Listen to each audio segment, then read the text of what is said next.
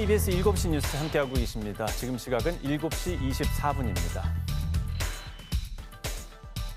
2024년 올 한 해도 이제 이렇게 저물어 가고 있습니다. 벌써 이제 닷새 남았는데요. 올해는 연말까지도 정말 다사다난합니다.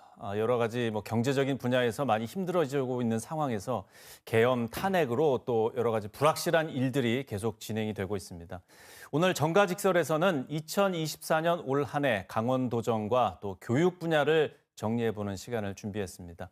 심재범 변호사 그리고 나철성 강원평화경제연구소장 두 분 함께하겠습니다. 어서 오십시오. 안녕하십니까. 네, 올 한 해는 좀 짧게 먼저 정리를 해야 되는데 쉽지 않을 것 같습니다. 예, 좀 짧은 키워드나 짧은 문장으로 올 한 해를 간단하게 표현을 소장님부터 먼저 해주시죠. 올해 해년마다 교수신문에서는 사자성어를 발표를 하는데요. 네. 올해는 도량발호라고 하는 사자성어를 정했더라고요. 예. 도량이라고 하는 것은 살쾡이가 날뛰는 모습을 형상화한 것이고요. 또 발호라고 하는 것들은 물고기가 통발을 뛰어넘는 모습인데요. 권력자가 제 멋대로 움직이면서 날뛰는 모습을 형상화했다라고 얘기를 하고 있는데요. 예. 이 사자성어를 정했던 이유는 뭐냐고 한다면 지난 총선 이후에도 대통령실이 변하지 않는 모습을 보면서 좀 더 자숙하기를 바라는 심정에서 선정했다고 하는데요. 문제가 됐던 거는 이 사자성어를 정했던 게 12월 2일이라고 그래요. 그런데 12월 3일 날 이 계엄이 터진 거를 제안자가 보면서 초현실적인 21세기 한국 상황이 믿어지지 않고 참으겠다라고 하는 그런 평을 했는데요. 저도 지금의 모습을 가장 잘 반영한 한자 성어여서 도량바로라고 하는 사자성어를 빗대어 말씀드리고 싶습니다. 예. 자, 변호사님께서는 또 어떻게 정리를 하시겠습니까? 지금 혼돈의 대한민국 그리고 네. 백척간도에 서 있는 대한민국이라고 보여집니다. 그 공기처럼 당연하게 여겨졌던 민주주의와 헌정 질서 자체가 파괴가 되고 그로 인해 가지고 정치, 경제, 사회, 문화, 경제 모든 분야에 있어 가지고 상당한 중상을 입은 상태입니다. 지금 대한민국은 응급실에 누워서 지금 하루속히 지금 수술을 받아야 되는 상황인데 거짓말과 궤변이 여전히 판치면서 국민들은 혼란과 불안감에 지금 시달리고 있는 형국이라고 보여집니다. 예. 지난달만 해도 이런 연말이 될 거라고는 생각 아마 다 못하셨을 것 같은데요. 자, 오늘 강원도 얘기만 좀 해보겠습니다. 강원도정과 강원도 현안도 많이 있었습니다, 올해. 예, 거기에 따라서 거기에 대해서 이제 강원도정이 어떻게 역할을 했는지 이 부분에 대해서 좀 말씀을 들어보고 싶습니다. 지금 국가 중앙 정치는 상당히 지금 불안한 상태니까 지금 네. 도정은 긍정적인 부분을 좀 말씀드리도록 네. 하겠습니다. 일단 지금 미래산업 그 생태계 조성을 위해 가지고 지금 5대 첨단 산업을 제시를 하고 있는데요. 그 중에서 수소 산업 관련돼 가지고 특화 지역으로 지정이 돼서 운송이라든가 저장이라든가 이런 부분들이 동해 삼척에 이제 과감하게 이제 예산이 투입이 되고 예. 집적화라든가 기반 체계가 상당 부분 조성이 될 것으로 보여집니다. 포항이 이제 전지 분야고 이제 이쪽은 동해 삼척 지역은 이제 수송 운송 부분입니다. 수송하고 저장 부분입니다. 예. 그리고 여기에 더해서 이제 바이오 헬스 분야도 3+3 전략을 내세웠는데 어떤 전략 첨단 지역이라든가 이런 부분들이 상당히 지정이 돼서 앞으로 향후 사업 진행이 상당히 기대가 되는 부분이 있습니다. 여기에 더해서 강원특별법 시행이 이제 본격화되었는데요. 그에 따라서 절대농지 해제 권한이라든가 보존산지에 대한 해제 권한이 이제 도지사한테 이관이 됐습니다. 이에 따라서 지금 상당 부분 강릉 인제 철원 양구 부분에 있어가지고 절대농지 부분이 상당 부분 해지가 됐고요. 네. 그리고 보전사 고성 통일전망대 인근에서도 이제 그 산림지구도 개발이 가능한 그런 상황이 진행이 되고 있습니다. 그리고 무엇보다도 지금 그 SOC 분야가 상당히 두각을 나타내고 있는데요. 지금 네. 연말에 이제 동해선, 그러니까 강릉에서 부산 간에 이제 철도가 개통이 돼서 운행이 될 것이고요. 그리고 원주에서 부산 간에도 이제 그 고속철도가 이제 운행이 될 것으로 보여집니다. 이는 예.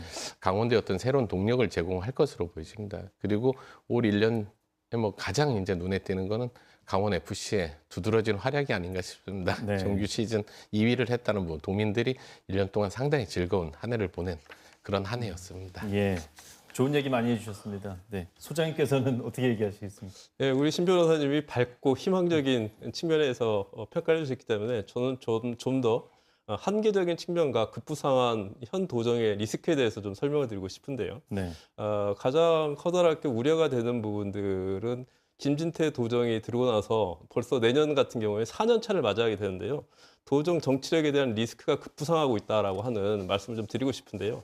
특히 기간 우호적이었던 도민들에 있어서의 김진태 도정에 대한 평가가 8월 달 8일로 광복절 경축사를 경유하면서 급속하게 신뢰도가 떨어지는 현상이 나타나고 있거든요. 네. 여기에 더해서 최근에 명태균 리스크까지 급부상을 하게 되면서 이 그 김진태 도지사의 경선 과정 속에서의 정당성마저 위협하게 되는 상황들이 급부상하게 되면서 이 정치적 리스크를 어떻게 극복할 것인가라고 하는 것들이 중요한 문제고요. 또 한쪽 측면에서는 김진태 도정이 벌써 4년 차를 이제 맞이하게 되는데요. 본인이 약속했던 공약들은 매우 구체적이었거든요. 삼성 반도체를 원주 유치하겠다. 한국은행 본부를 춘천에 유치하겠다라고 하고 있는데도 불구하고 현재 이러한 사업들에 대한 성과들은 고사하고 특히 중소기업이랄지 최근에 자영업자 폐업이 역대 최고치를 찍으면서 4년 동안 김진태 도정의 성과가 무엇이냐라고 하는 이러한 목소리가 터져나오고 있는 부분들이기 때문에 현재 시행하고 있는 구체적인 성과가 이어나오지 않는다고 한다면 내년에 매우 중요한 전환을 맞이할 수도 있다는 지적을 해드리고 앞서 뉴스에서 나오기도 했지만 현재 김진태 도정에서 핵심적으로 추진하고 있는 신청사 부지의 행정복합타운 그리고 가장 문제가 되고 있는 중도개발공사와 강원개발공사 무려 3천억 원에 달하는 두 그 회사다 현재 부채를 떠안고 있는데요.